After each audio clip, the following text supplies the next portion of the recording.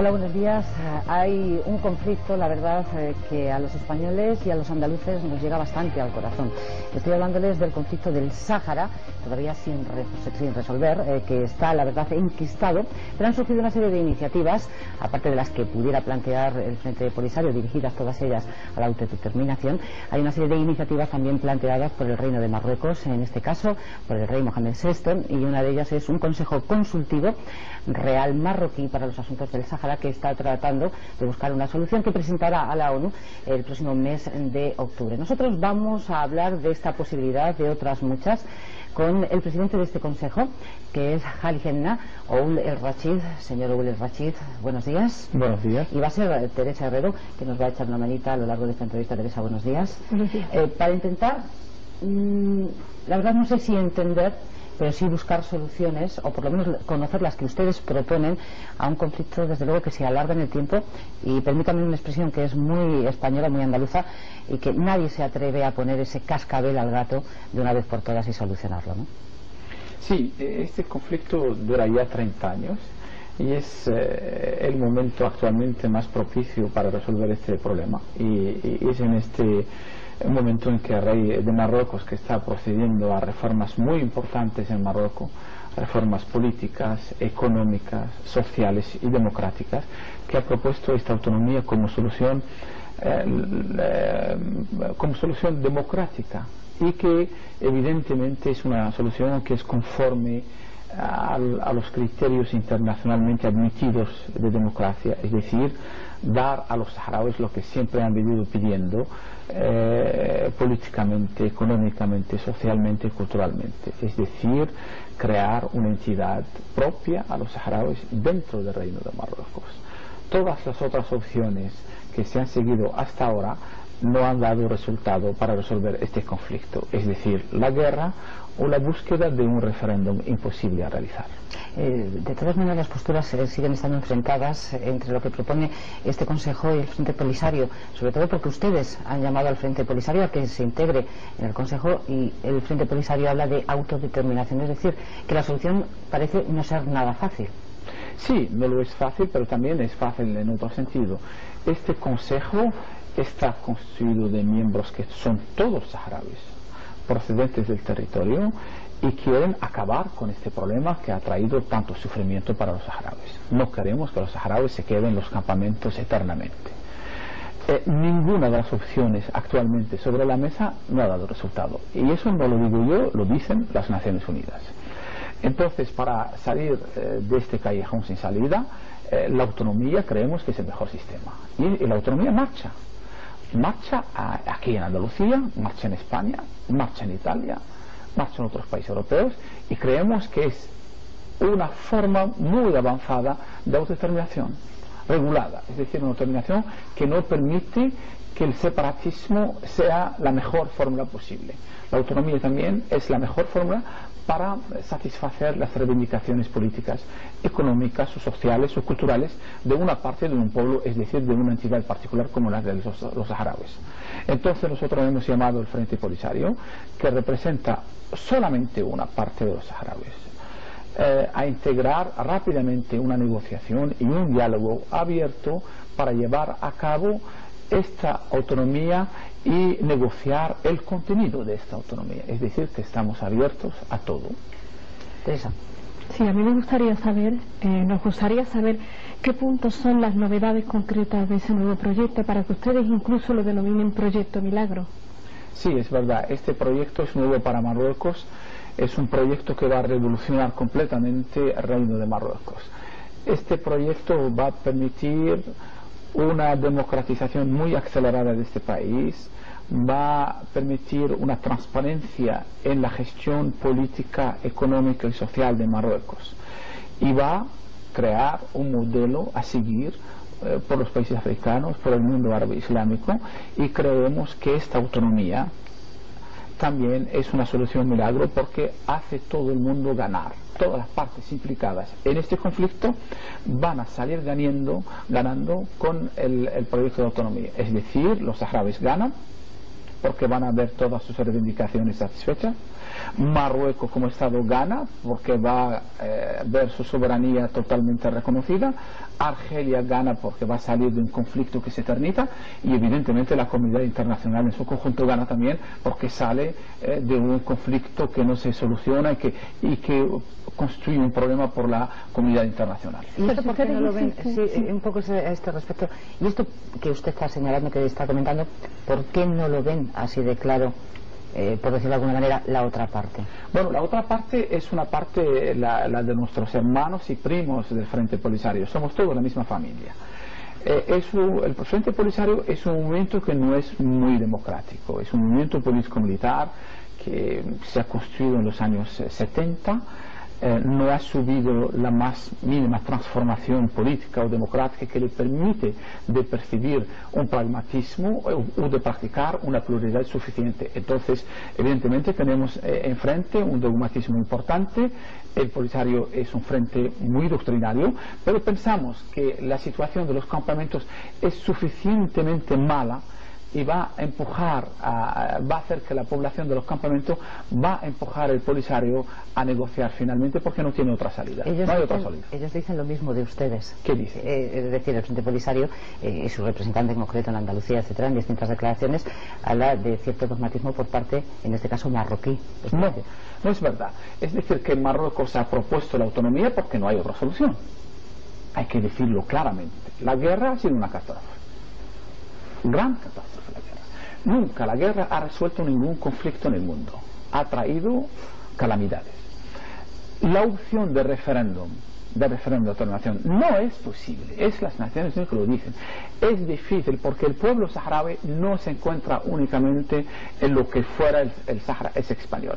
El pueblo saharaui se encuentra en el suroeste de Argelia, en el noroeste de Mauritania, en el extremo norte de Mali, y entonces para poder verdaderamente hacer un referéndum justo hay que cambiar las fronteras. Todo el mundo evidentemente no puede modificar las fronteras de los países. Entonces hay que tener una salida que sea conforme a los criterios internacionales de autogobierno, conforme a la legalidad internacional y conforme a lo que nosotros los saharauis hemos venido pidiendo, es decir, libertad política, libertad económica, libertad social y nuestra propia identidad, personalidad, es decir, nuestra personalidad de comunidad particular dentro del Reino de Marruecos. Marruecos es el que hasta ahora ha emitido esta iniciativa. El Polisario debe responder claramente y negociar. No debe evitar la negociación y el diálogo para solucionar este problema, y sobre todo no debe esconderse detrás de mentalidades ya muy antiguas. Se insiste mucho en que todo el mundo tiene que hacer concesiones. ¿Cuáles van a ser las concesiones de Marruecos? Marruecos hace muchísimas concesiones. La autonomía es una revolución en Marruecos. No existe autonomía actualmente en Marruecos. Es una cosa nueva. El rey Mohamed VI quiere cambiar Marruecos enteramente para solucionar el problema del Sahara. Esa es la gran concesión. Es decir, que vamos a cambiar Marruecos políticamente, administrativamente, democráticamente, para que haya esta solución del Sahara. Esa es la concesión de Marruecos. Lo que pedimos es que el Polisario sea más realista y que mire las cosas enfrente. No hay otra salida que no sea la autonomía. Pero sería ahora solo esa salida y con el tiempo podría hablarse de la autodeterminación. ¿O ustedes plantean el proceso de autonomía como algo definitivo? No, ustedes lo están viviendo en Andalucía. La autonomía es una verdadera autodeterminación en marcha. Es decir, el reparto de competencias entre el Estado central y la autonomía hace que cada vez que se adquiere más experiencia, que hay más madurez política, más madurez administrativa, se adquieren más competencias. Es decir, que es una autodeterminación en movimiento constante y que evoluciona. Entonces, no hay absolutamente ningún impedimento a que esta autonomía satisfazca de antemano todas las reivindicaciones de los saharauis dentro de una soberanía que guarda los criterios normales en Marruecos. ¿Qué pasa? ¿Que la ONU es incapaz de dar respuesta o de buscar una solución a este conflicto? Sí, la ONU, el señor Kofi Annan, secretario general de las Naciones Unidas, acaba de decirlo hace unos días en México. la ONU no puede imponer una solución, y lo ha dicho claramente. Entonces lo que tenemos es prolongar el conflicto.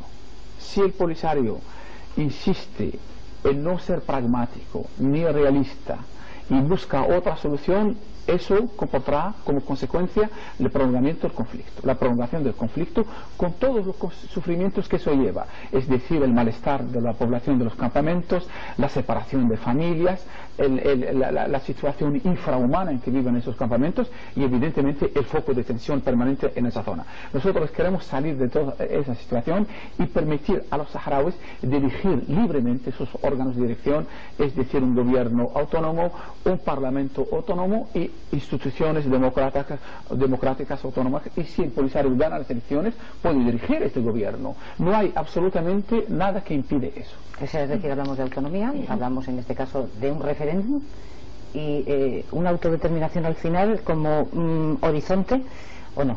La autonomía es una autodeterminación y este es el diálogo que existe actualmente en España. La autonomía política no es una autonomía administrativa. La autonomía que Marruecos propone no es una autonomía administrativa, es decir, es una autonomía política que corresponde exactamente a reivindicaciones de tipo autodeterminación. Es el punto final de una determinación constante y permanente de movimiento en cuanto a reparto de las competencias entre el gobierno central y el gobierno autónomo. Pero en este caso, por ejemplo, Malí, Mauritania o Argelia, ¿conocen ya su proyecto? ¿Estarían de acuerdo con el nuevo reparto de fronteras? ¿La organización de esas fronteras están claras?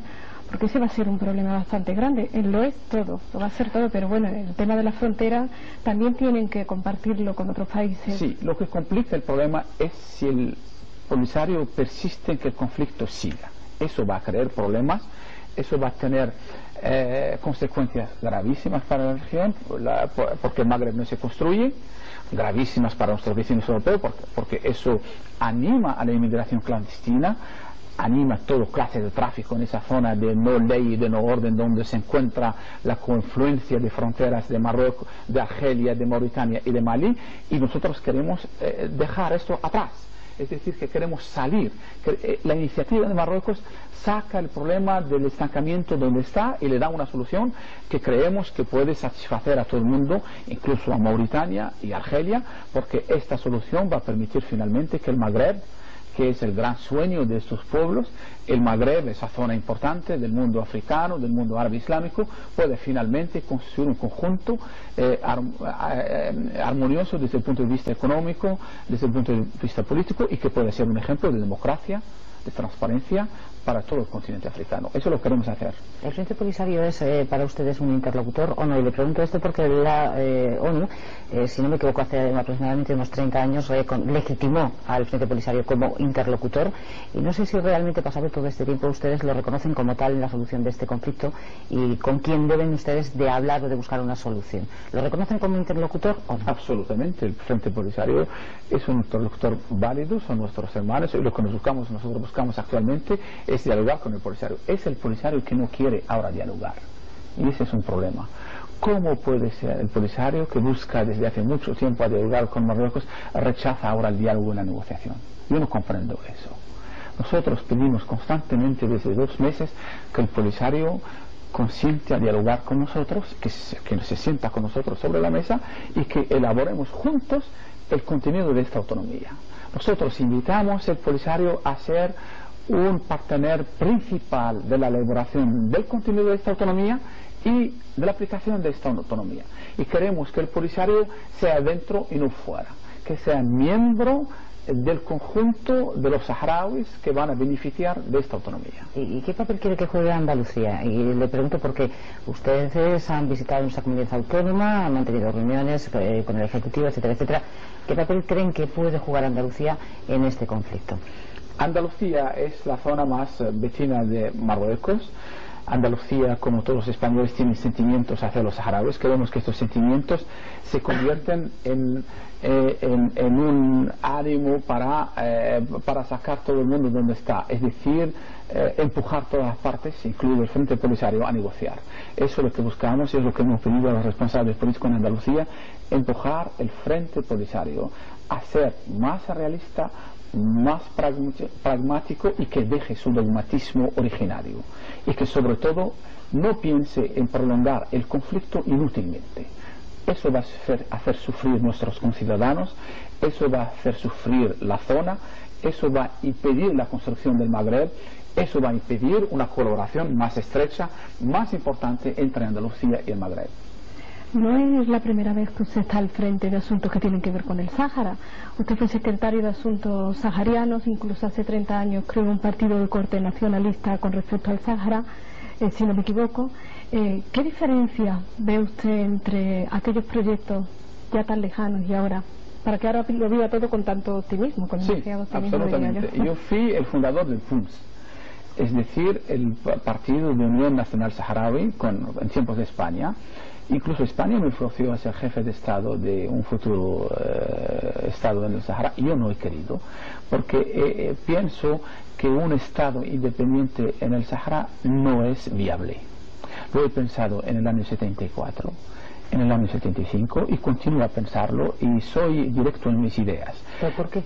Porque no es viable. El Sahara está construido de 34 tribus, y no pueden construir un Estado independiente, y tenemos ejemplo de Estados que han nacido en el mundo sobre una base tribal y no han funcionado. Somalia es un ejemplo desastroso de un país basado sobre las tribus.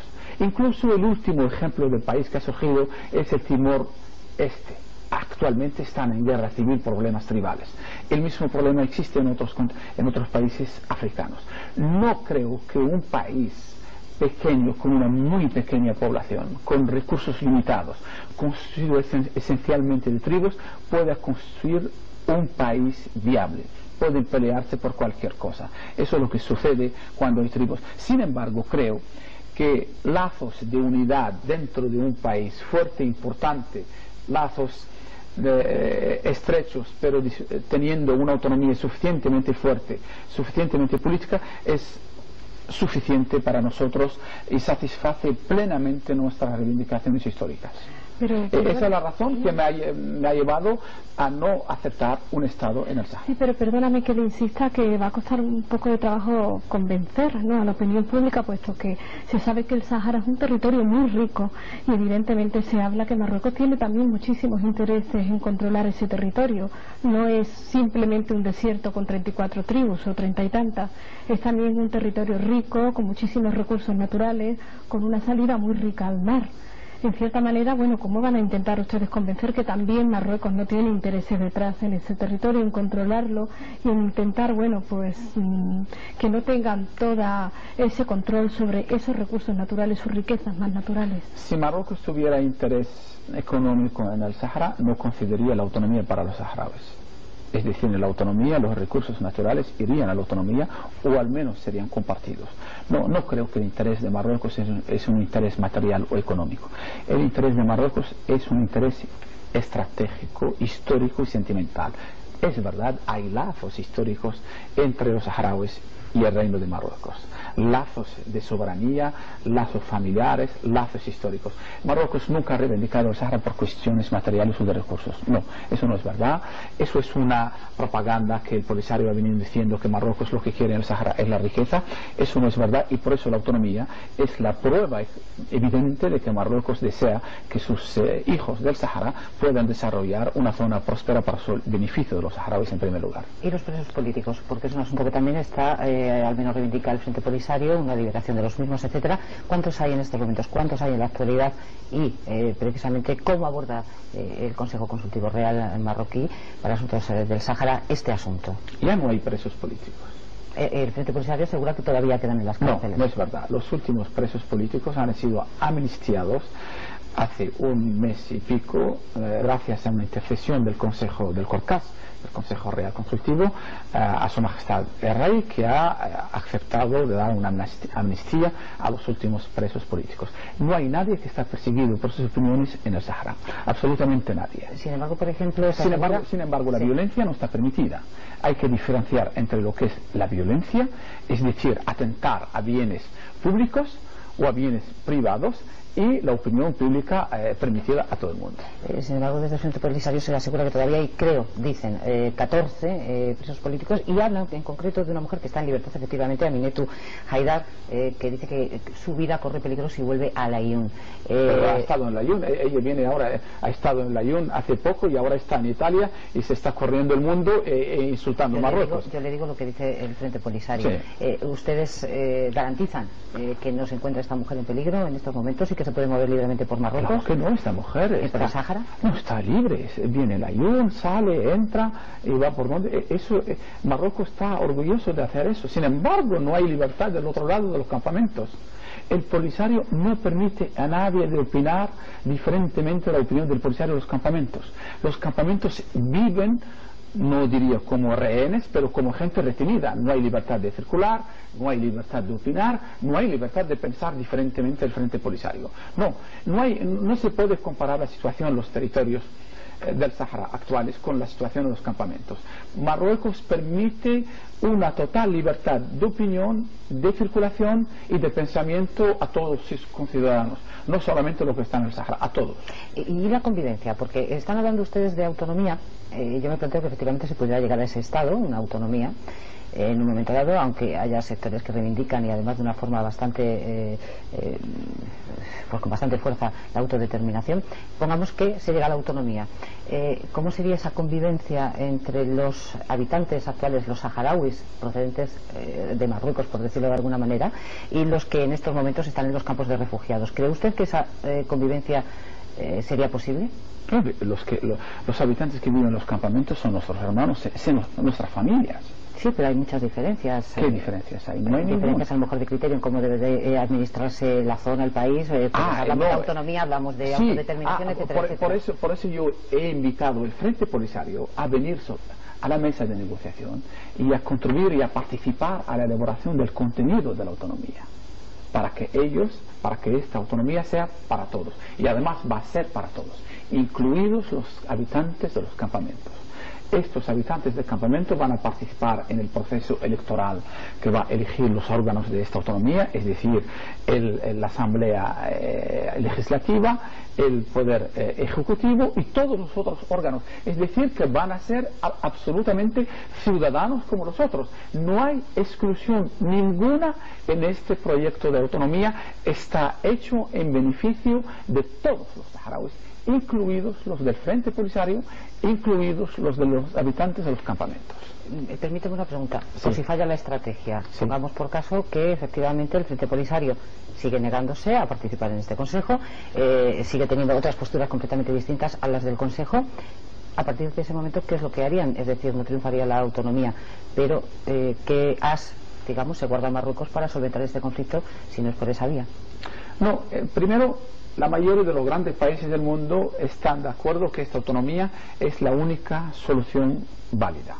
Es decir, los Estados Unidos, España, Francia, Reino Unido, la China popular, la totalidad del mundo árabe está de acuerdo de que hay que hacerlo más rápidamente esta autonomía para resolver el problema. No es posible que los campamentos se queden donde está. No está permitido moralmente, no está permitido políticamente que se crean generaciones de desesperados en los campamentos. Eso no sirve ni para los saharauis, ni para el mundo, ni para la zona. Nosotros queremos abrir un camino de paz, una esperanza de bienestar, el progreso. Queremos que los saharauis no vivan en campamentos. Es una desgracia que vivan en campamentos desde hace 30 años. Queremos que esos saharauis que están en los campamentos como otros vivan como vive la gente en Andalucía, en toda parte del mundo. Es decir, felices con sus familias, viendo a sus hijos desarrollar un nivel de vida y de cultura aceptable, es decir, vivir como seres humanos. Es imposible de dejar la situación tal como es. La autonomía, por eso yo le he llamado solución milagro, la autonomía es la solución que va a permitir que en el Sáhara haya un pueblo que viva como todos los pueblos, que progresa como todos los progresos y que pueda disfrutar un poco de la vida y no dejar la vida como se está produciendo en los campamentos. 3 minutos, Teresa. Me gustaría saber si tienen algún calendario para esas negociaciones, teniendo en cuenta que todo el mundo pide mucha diligencia con respecto a lo que está ocurriendo.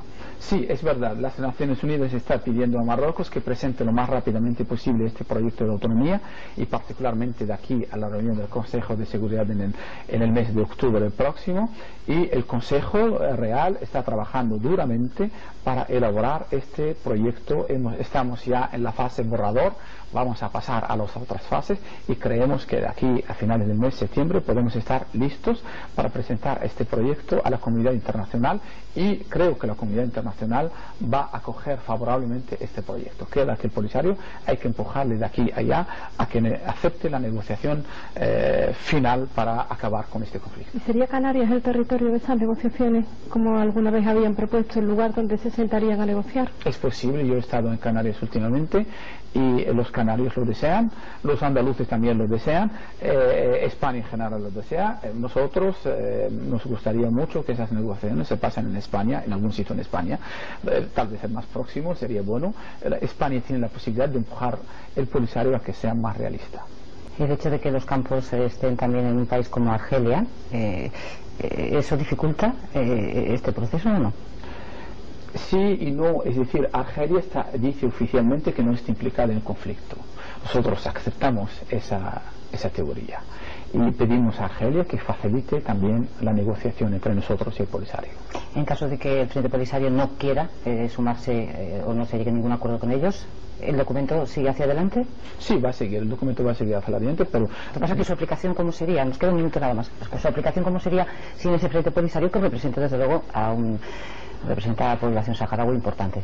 La aplicación final, eso dependería de Su Majestad del Rey de Marruecos, que va a decir finalmente qué camino tomar si el Polisario no acepta, pero yo digo que hay el Polisario y hay los saharauis, y yo soy confiante en que los saharauis van a aceptar incluso lo que está en los campamentos y van a obligar al Polisario a aceptar esa negociación temprano o tarde. Gracias por haber estado con nosotros, por habernos acercado a la realidad de un territorio. La verdad es que lo decía al principio de esta entrevista, nos llega a todos al corazón, no solo el territorio, y más que el territorio, sobre todo los habitantes del mismo. Es algo que lo llevamos los españoles, en fin, y queríamos o pretenderíamos que desde luego no existiera este conflicto que llevan con tantísimo tiempo. Gracias por haber estado con nosotros. Gracias, Teresa, por habernos ayudado, echado una manita, y nosotros ya saben que a partir de este momento recomendarles que sigan aquí en Canal Sur Televisión, porque entre otras cosas llega la información y llegan las noticias. Hasta luego.